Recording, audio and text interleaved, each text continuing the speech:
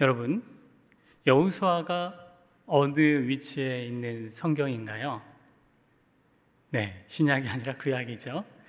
창세기, 출애굽기, 레위기, 그 다음에 민수기, 신명기, 그 다음에 여호수아입니다.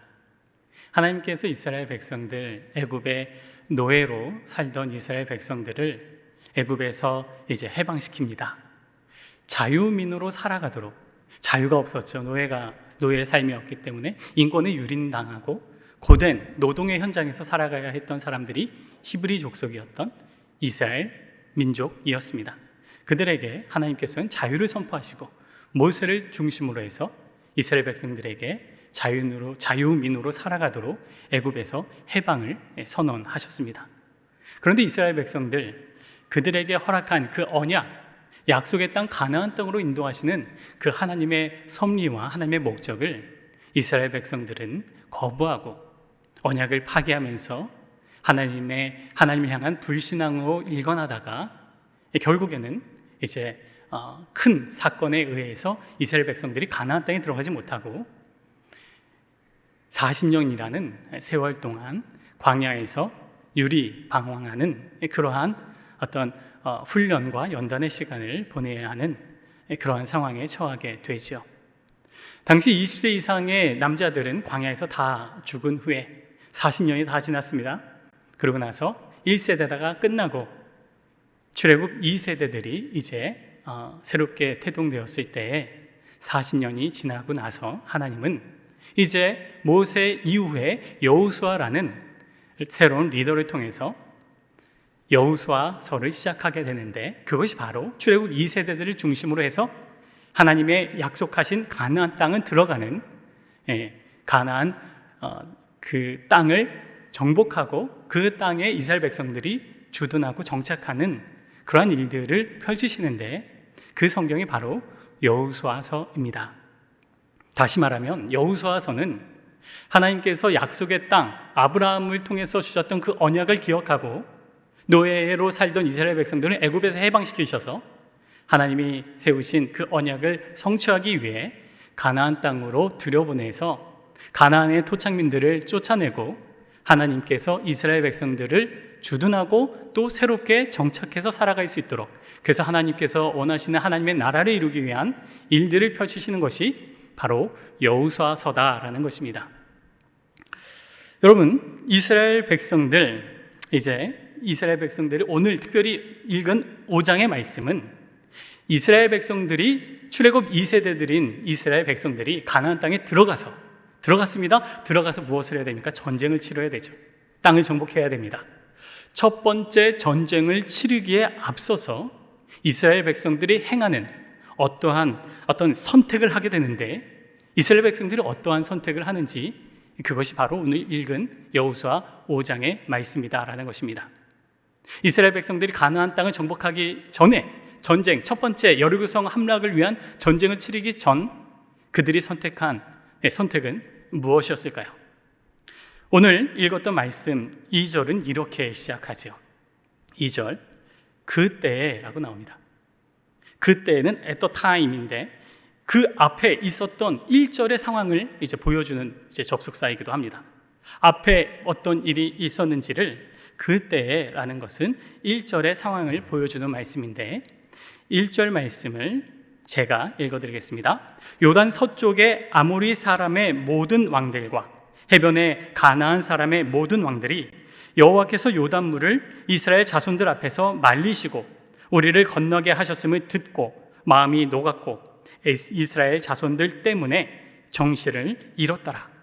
그러고 나서 그때에 이스라엘 백성들에게 하나님께서 명하시는 명령이 선언하게 된다라는 거죠.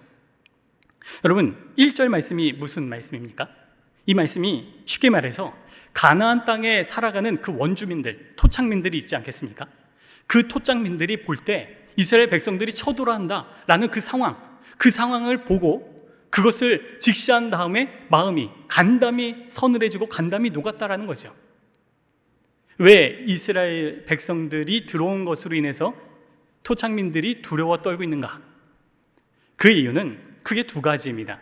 첫 번째는 우리가 읽지는 않았지만 창세기, 출애굽기, 레위기, 민수기, 신명기, 특별히 이스라엘 백성들이 가나안 땅에 들어가기 전 이스라엘 백성들이 전쟁을 먼저 치르게 됩니다. 40년이라는 방황을 끝내고 하나님께서는 이스라엘 백성들이 가나안 땅에 들어가기에 앞서서 특별히 요단 동쪽에 있는 나라를 공략하게 만듭니다. 그 나라가 무엇이냐면 아모리 왕 시온과 바산한 옥이라는 두 나라였습니다. 그 두 나라는 굉장히 튼튼한 아주 요새로 난공불락의 그러한 성이었는데, 근데 이스라엘 백성들이 그 아모리 왕 시온과 바산한 옥을 무찔러 버립니다. 그래서 요단 동편을 점령하고 그러고 나서 정비해서 가나안 땅 본진에 들어가게 된 상황을 이제 연출하게 되죠. 당시 이스라엘 백성들은 우리가 아는 것처럼 오늘날로 말하면 국제 난민이라고 할 수 있습니다. 나라가 없습니다. 영토가 없습니다. 계속 방황하고 떠돌이 생활을 해야 합니다. 그럼 그들에게 어떻게 정착해서 문화를 이루고 가정을 이루고 그리고 어떤 정책이나 혹은 전략적인 전쟁 준비를 치르기가 매우 어려운 국제 난민으로서 떠돌이 생활하는 수백만의 난민이다라는 거죠. 그런데 40년이 지나고 나서 그 난민들이 갑자기 아모리 왕 시온과 바산한 옥을 공격합니다. 가나안 땅의 사람들은 당연히 바산한 옥과 아모리 왕 시온이 이길 것이라고 생각했는데 무참히 깨지고 이스라엘 백성들이 승리합니다. 그리고 나서 가나안 땅으로 들어가는데, 가나안 땅에 들어가기 위해서는 동편에서 서쪽으로 들어가려면 요단강을 건너야 됩니다. 그 당시 요단강을 건널 때는 요단강이 범람하던 시기였습니다. 요단강이 철철 넘치기 때문에 그 강을 넘어설 수가 없어요. 요단강 도하는 꿈을 꿀 수가 없었던 그 시기인데, 그런데 하나님께서 어떻게 하셨습니까? 여호수아 3장을 보면 요단 강의 상류 지역에 하나님께서 물길을 끊어냈고 물길을 딱 막은 다음에 그 물이 멈추게 하고 나서 이스라엘 백성들이 마른 땅으로 요단강을 건너게 만드셨습니다. 그러고 나서 그 물길은 다시 회복되어서 철철 넘치는 요단강으로 회복되게 되지요. 이 사실을 가나안 땅의 토착민들이 보았습니다. 그 막강한 전투력에 대해서 깜짝 놀랐을 뿐만 아니라 초월적인 하나님의 개입으로 말미암아 요단강을 건넜다라는 사실이 이스라엘 백성들의 그러한 어떤 행보에 대해서 가나안 땅의 토착민들, 가나안 땅의 도시국가의 왕족들이 두려워 떨고 있다라는 거죠. 이 땅이 어떻게 될까? 전쟁도 하기 전에 이미 그들의 이스라엘의 기세에 눌려서 패배해버린 가나안 땅의 토착 세력들이다라는 것입니다. 이러한 분위기 속에서, 그래서 그때라는 것은 이러한 어떤 그 전쟁도 하기 전에 이미 승리해버린 그러한 분위기 속에서 하나님께서 이스라엘 백성들에게 명령을 내린다라는 것이죠. 어떤 명령입니까? 2절 말씀 함께 2절을 다 함께 읽겠습니다. 시작. 그때에 여호와께서 여호수아에게 이르시되 너는 부싯돌로 칼을 만들어 이스라엘 자손들에게 다시 할례를 행하라 하시매. 여러분, 이 말씀이 뭔가요? 할례를 행하라. 여러분, 이스라엘 백성들이 가나안 땅에 진격한 이유가 무엇입니까? 오직 하나, 땅을 정복하기 위해서입니다. 가나안 땅을 어떻게 보면은 원래 살아간 사람을 쫓아내고 자신들이 살아가기 위해서 전쟁을 벌이기 위해 땅을 어떻게 보면 약탈하기 위해서 나아가는 전쟁이 지금 가나안 땅의 진군 목적이었습니다. 그런데 그 전쟁을 치러야 함에도 불구하고 그런데 지금 2절에서는 할례를 행하라 라고 말씀하십니다. 이미 가나안 땅의 왕족들은 두려워 떨고 있는데, 그래서 그 빈틈을 공략하면서 빨리 전쟁을, 그래서 급습해서 모든 상황을 정리해야 되는 것이 마땅한데, 그런데 하나님은 공격하라라고 진격하라라는 말씀이 아니라 이스라엘 백성들로 하여금 할례를 행하라라고 말씀하십니다. 부싯돌로 칼을 만들어 할례를 행하라. 여러분, 할례는 남성의 생식기의 앞쪽의 표피를 잘라내는 것이 할례입니다. 오늘날로 말하면 이제 포경 수술이죠. 여러분, 지금은 아주 간단한 시술이지만 그러나 그 당시에는 칼이 있겠습니까? 이 당시에는 철기 문화도 아니고 청동기 문화입니다. 청동기 문화이기 때문에 그래서 뭐라고 말해요? 성경에서 부싯돌로 칼을 만들어, 돌칼을 만들어라는 거예요. 여러분, 돌칼로 사람의 살을 벤다면 그게 얼마나 잘 베질까요? 엄청난 큰 고통, 그리고 이 어떤 이제 고통을 덜어주는 그런 것도 없습니다. 마취도 없는 상태에서 부싯돌로 살을 잘라낸다면 그 살이 그냥 짓이겨지고 마는 거죠. 그 상처를 어떻게 회복할 수 있겠습니까? 아마도 며칠은 고통 속에서 누워 있어야만 하는 그러한 일들이 펼쳐질 텐데, 하나님은 지금 이스라엘 백성들로 하여금 할례를 명하고 계시다라는 거죠. 창세기 34장을 보면 세겜 족속이 할례를 행했다가 큰 변을 당하게 됩니다. 레위와 그리고 이제 시므온이 세겜으로 하여금 할례를 행하게 만든 다음에 레위와 시므온이 칼을 차고 세겜 족속을 급습해서 그 모든 남자들을 죽이는 말살하는 장면이 창세기 34장에 이제 나옵니다. 그만큼 할례를 행한다는 것은 전쟁에 앞서서 그 어떤 행동도 하지 못하고 꼼짝없이 죽고 마는 그런 상황에 놓이게 된다라는 거죠. 너무나도 얼토당토안한 그런 말, 할례를 행하라라는 이 말씀을 우리는 어떻게 이해할까? 그런데 여호수아는 하나님의 이 명령에 대해서 이렇게 반응합니다. 3절 말씀 제가 읽어드립니다. 여호수아가 부싯돌로 칼을 만들어 할례산에서 이스라엘 자손들에게 할례를 행하니라. 여호수아는 즉시 행동을 했고, 그리고 이스라엘 백성들도 그 말씀을 따랐습니다. 모든 남자들이 다 할례를 행했다라는 거죠. 전쟁을 치르기에 앞서서 전쟁을 준비해야 되는데 할례를 행하고 있다라는 거죠. 그 이유에 대해서 오늘 말씀 4절, 5절은 이렇게 말씀합니다. 제가 계속해서 말씀을 읽어드립니다. 여호수아가 할례를 시행한 까닭은 이것이니 애굽에서 나온 모든 백성 중 남자 곧 모든 군사는 애굽에서 나온 후 광야 길에서 죽었는데 그 나온 백성은 다 할례를 받았으나 다만 애굽에서 나온 후 광야 길에서 난 자는 할례를 받지 못하였습니다. 지금 가나안 땅에 진입한 이스라엘의 모든 남자들은 지금 출애굽 2세대들이었습니다. 광야길에서 태어난 사람들이다라는 거죠.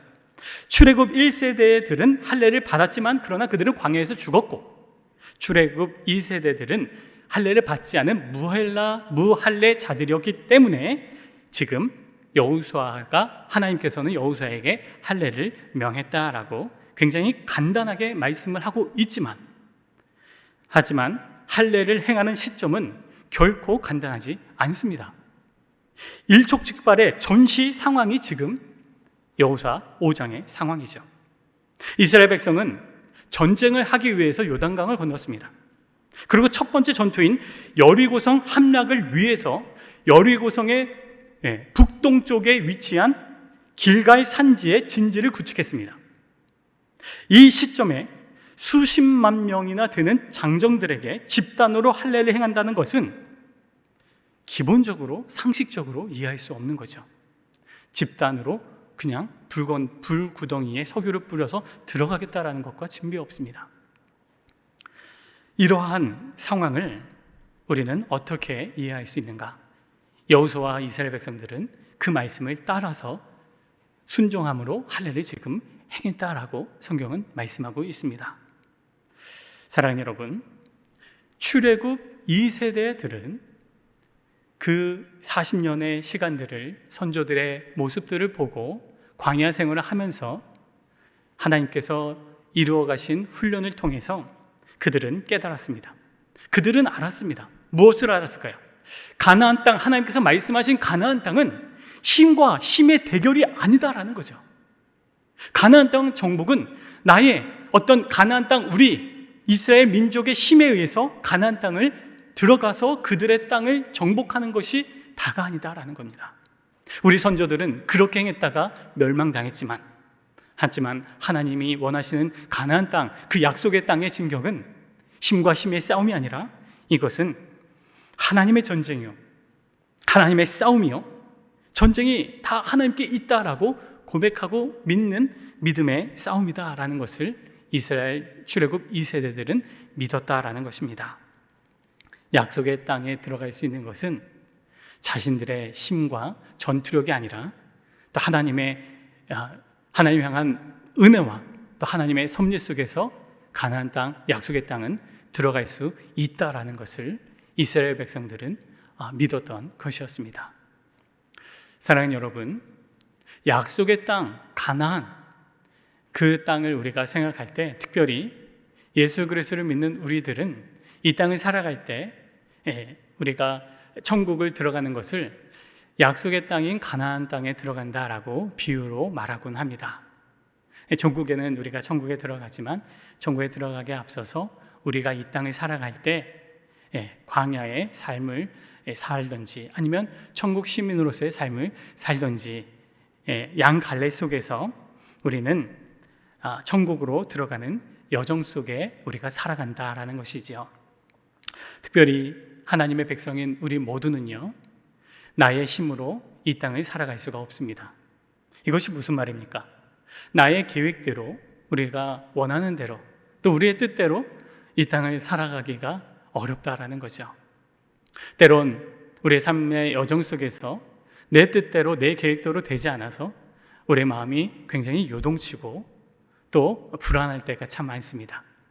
그러나 하나님께서 우리를 어떻게 인도하십니까? 약속의 땅으로 인도하실 때에는 그 약속의 땅에 들어가는 것은 나의 힘이 아니라 또 하나님의 은혜로, 또 하나님의 내 의지가 아니라 또 하나님의 섭리와 능력으로 들어가게 된다라는 사실을 믿으시기 바랍니다.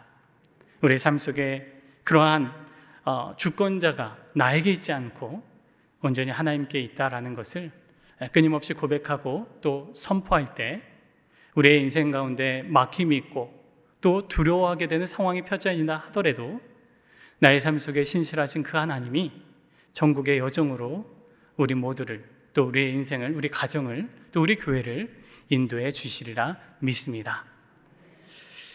오늘 특별히 안타깝게도 출애굽 1세대들은 이러한 하나님의 섭리와 역사를 신뢰하지 못했습니다.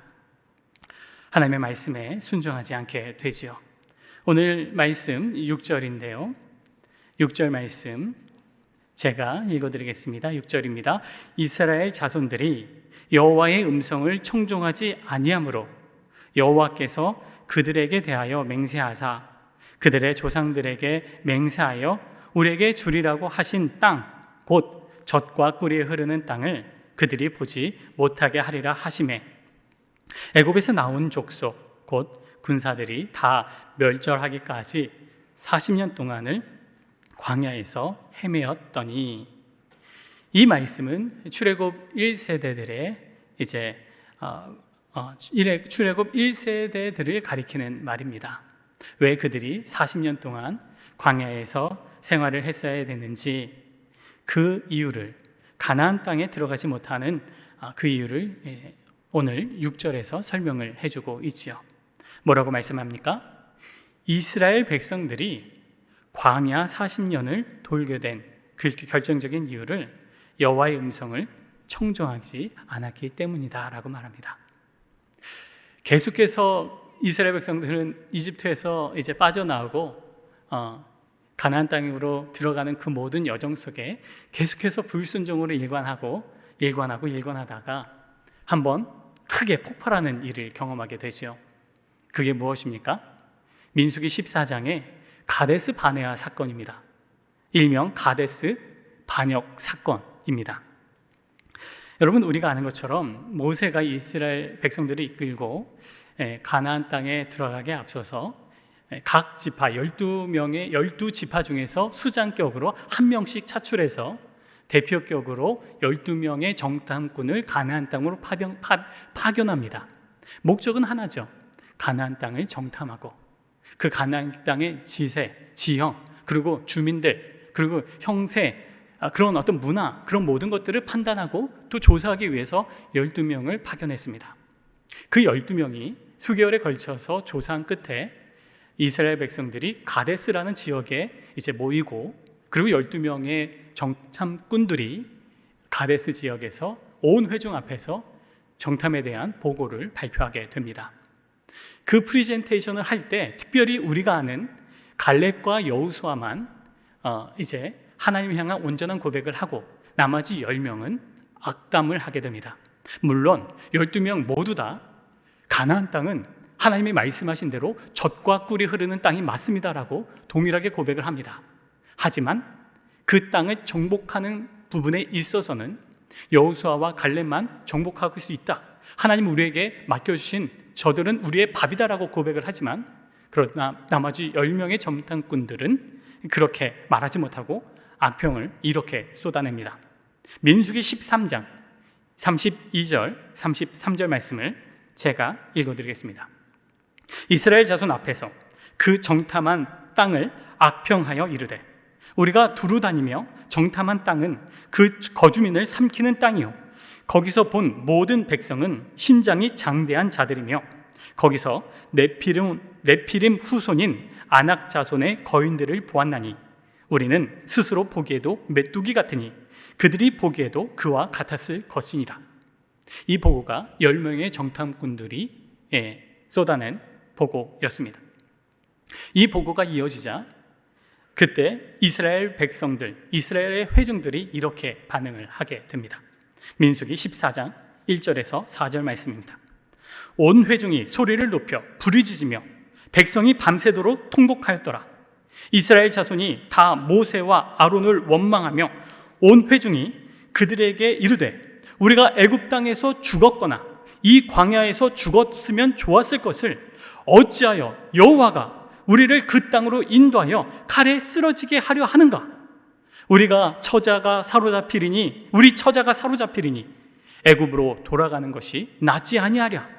이에 서로 말하되 우리가 한 지휘관을 세우고 애굽으로 돌아가자 하매.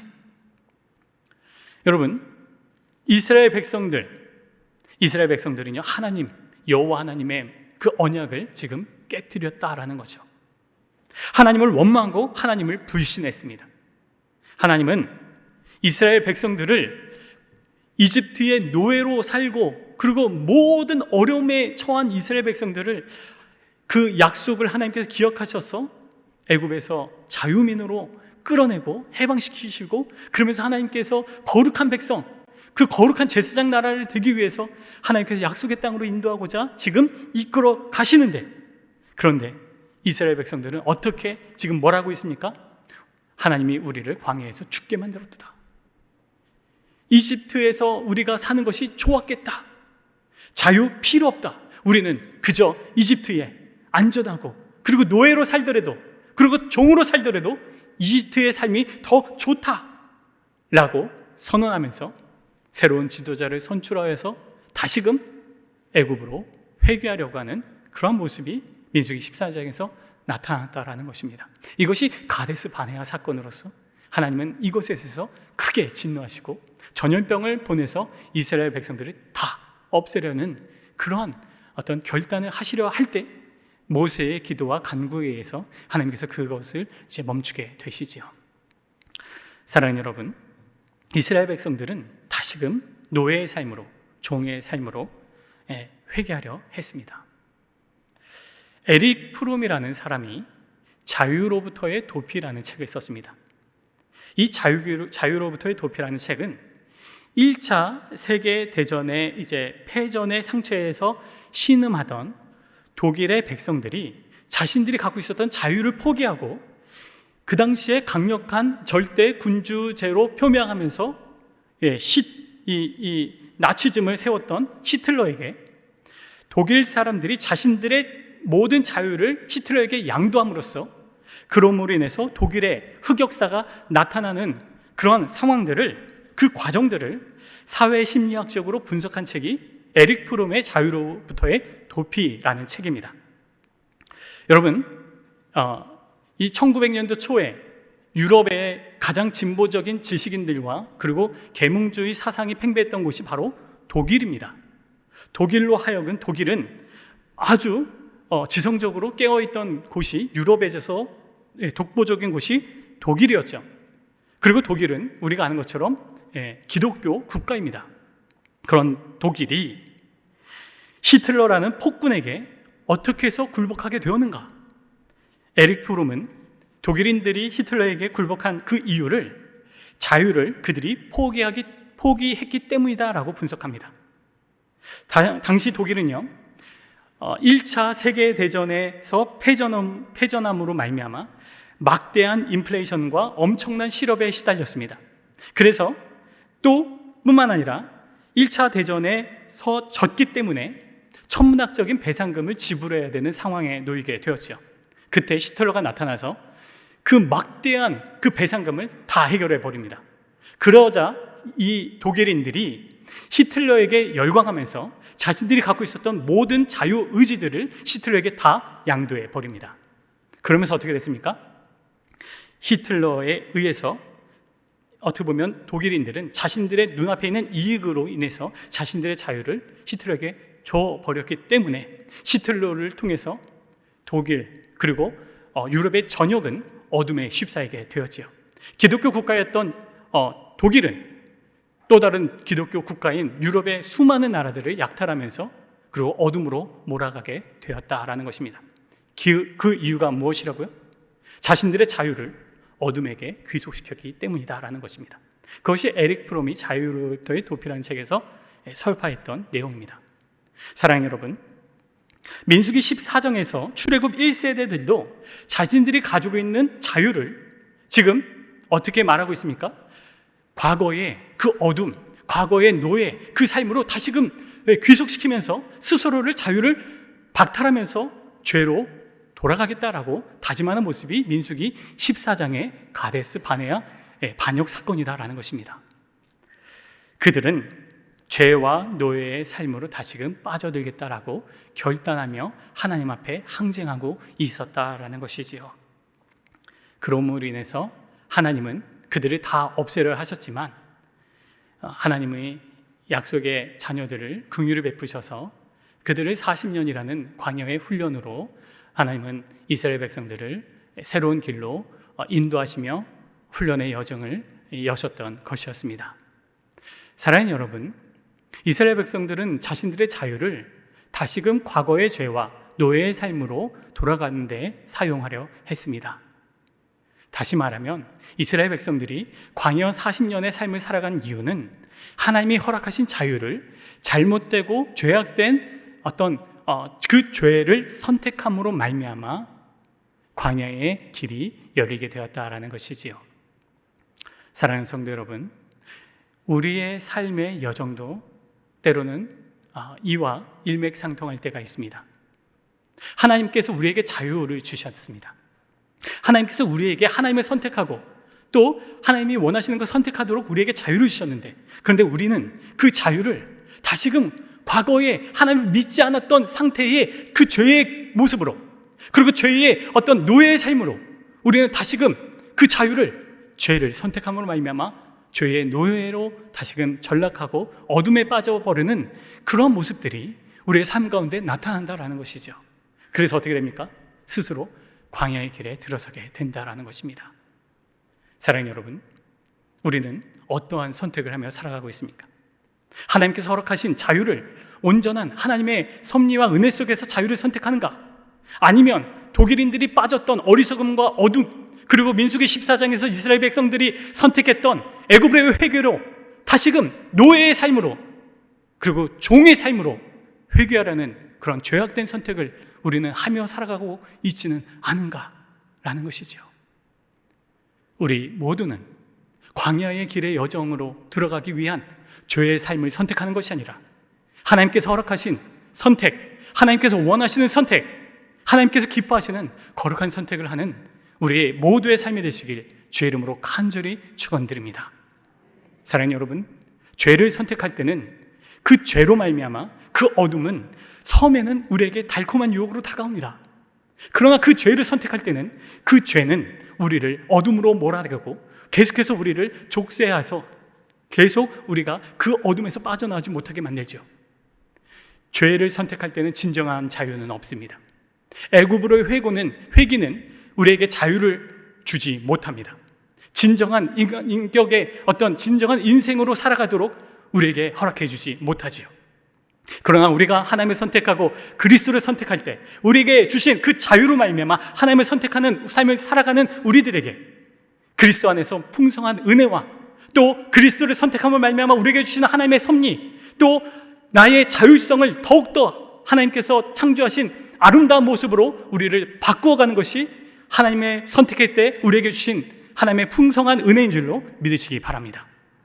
어둠은 우리를 더 족쇄하게 만들지만 주는 영이시니 주의 영이 계신 곳에는 자유가 있느니라. 하나님의 그 말씀, 그 자유의 선택을 통하여서 우리에게 하나님은 우리가 자유로 하나님을 선택하지만 하나님은 우리들에게, 그리스도는 우리에게 더욱더 많은 자유와 풍성한 은혜를 우리의 삶 속에 허락해 주신 줄로 믿습니다. 출애굽 2세대들은 하나님이 허락하신 자유를 앞선 자신들의 선조들이 행했던 어리석음을 답습하지 아니하고 하나님이 원하시는, 기뻐하시는 선택을 하게 되지요. 그것이 바로 8절 말씀입니다. 8절 말씀 제가 읽어드립니다. 또 그 모든 백성들에게 할례 행하기를 마치매 백성이 진중 각 처소에 머물며 낫기를 기다릴 때에. 이것이 무엇입니까? 출애굽 2세대들이 전쟁을 치르기 위해서 가나안 땅에 들어갔는데 전쟁에 앞서서 지금 할례를 행하라는 말씀을 선택했다라는 거죠. 그 자유로 그 할례에 대한 하나님의 말씀을 거부하는 것이 아니라 하나님의 말씀을 선택하고 하나님을 선택하고 그리스도를 선택함으로 말미암아 할례를 행했다라는 것입니다. 그들이 할례를 행했을 때, 할례를 행하고 낫기 위해서 그들의 진중에 누워서 그 상처가 아물기를 기다릴 때 그들의 마음이 두려움과 불안 속에 벌벌 떨었을까요? 절대로 그러지 않았을 겁니다.